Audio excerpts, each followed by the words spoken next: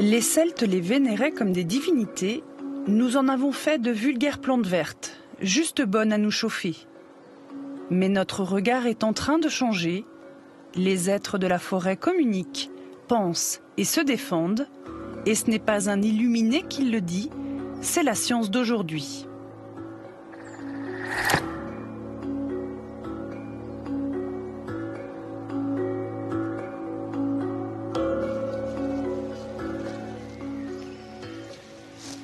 Voilà, ça c'en est une. Avant, c'était un arbre qui avait son propre système racinaire, qui était coupé et qui est resté vivant. Donc, c'est qu'il est associé à ses autres racines. Il y a tout le système racinaire qui continue d'absorber de l'eau et qui amène l'eau ensuite par la soudure à l'arbre principal.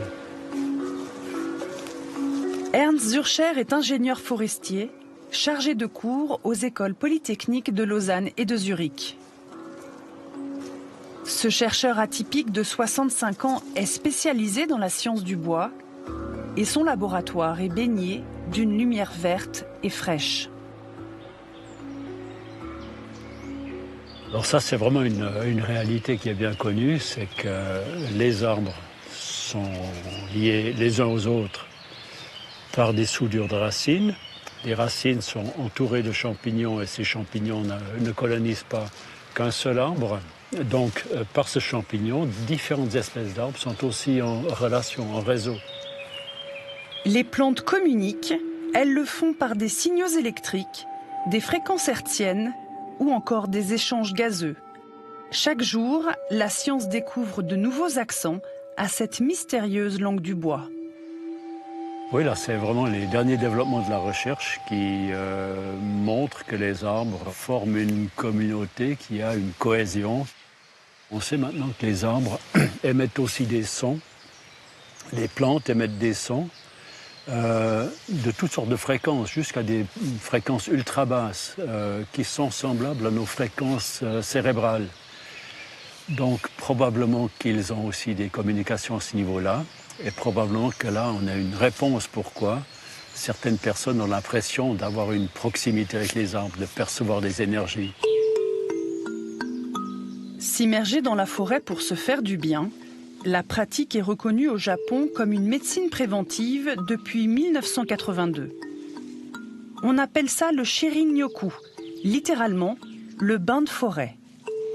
Ce matin, nous sommes en Suisse romande, au col du Marché-Rue. Donc on va faire le cercle, des explorations individuelles, revenir au cercle, repartir.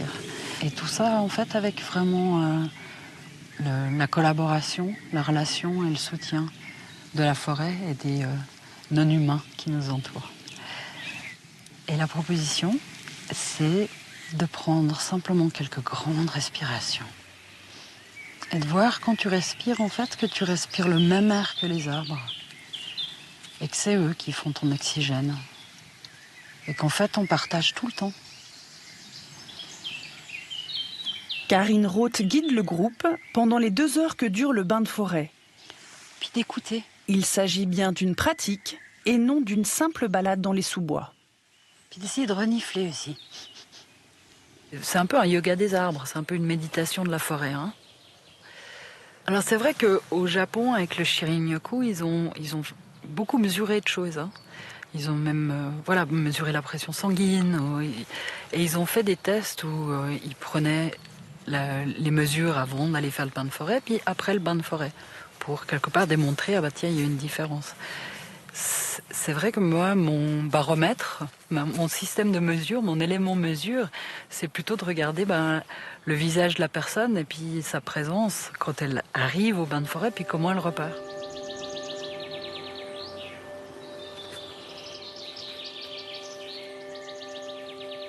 Moi, je vais chercher de me relier à la nature et puis d'être simplement dans la nature.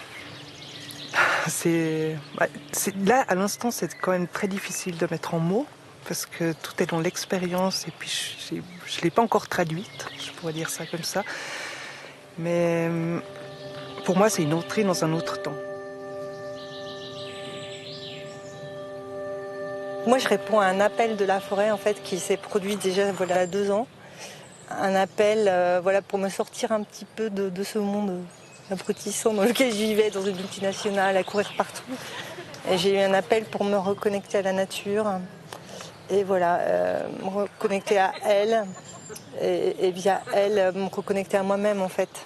Je pense qu'il faut être un minimum ouvert. Moi, je connais des gens qui disent oui, ça sert à rien. Enfin voilà, puis tant pis. Ils ont leur chemin, j'ai mon chemin. C'est un retour qui m'appelle du fond de mon cœur, de retour à la nature. Voilà, cette connexion, c'est vraiment bien. Il vient me valider ce que je dis.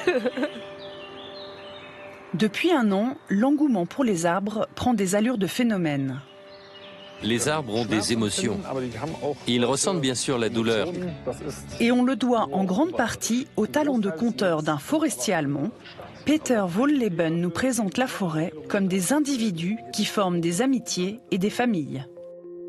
Les arbres sont des êtres sociaux. Les arbres mères veillent sur leur progéniture. En reliant leurs racines à celles des jeunes, ils leur transmettent des glucides. On pourrait aller jusqu'à comparer cela à de l'allaitement. Son livre « La vie secrète des arbres » est un best-seller traduit en 32 langues. À sa suite, tout ce qui a trait aux plantes, à leur intelligence et à leurs bienfaits, pousse avec une vitalité surprenante dans les rayons des librairies.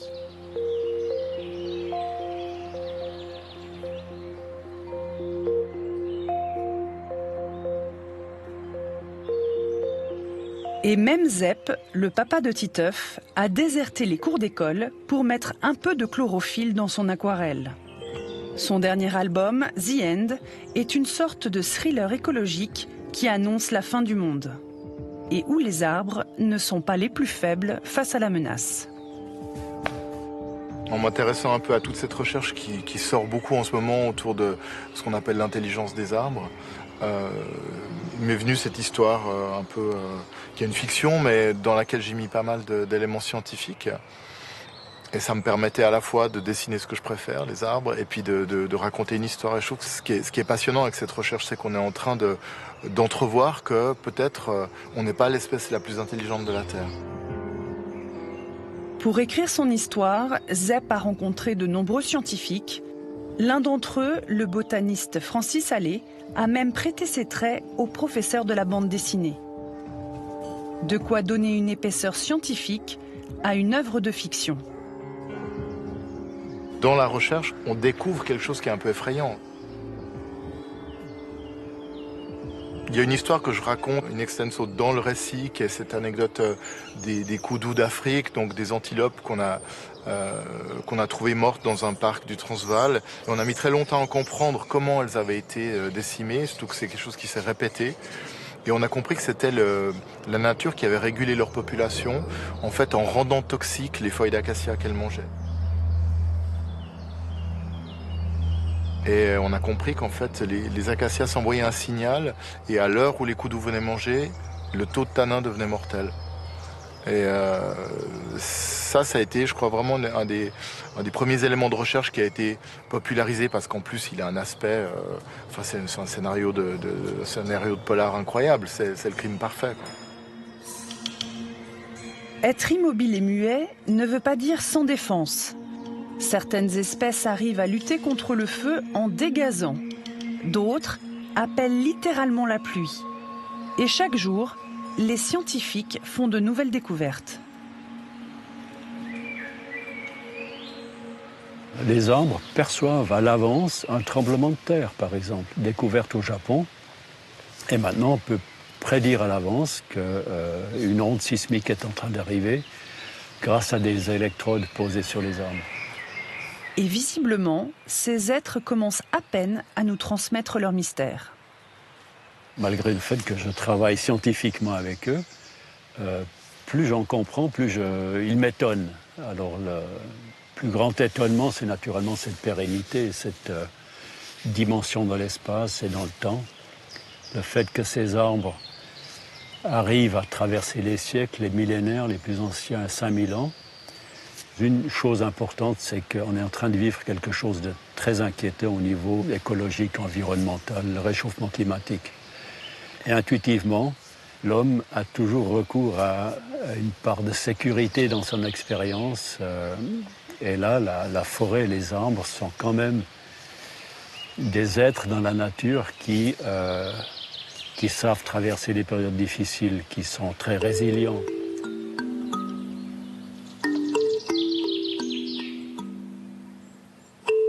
L'invitation, c'est que là, vous vous laissiez appeler à votre maison dans la forêt. C'est vraiment, c'est chez vous, en fait. Les arbres sont les seuls êtres vivants qui nous dépassent dans l'espace et dans le temps. Une réalité qui permet aux humains de retrouver leur véritable place. Est-ce qu'on peut maintenant peut-être un peu modifier notre position, se remettre dans le monde plutôt qu'au-dessus, à côté, et dire tiens, c'est une collaboration. Et tiens, ce vivant, c'est pas juste une ressource, c'est des êtres aussi.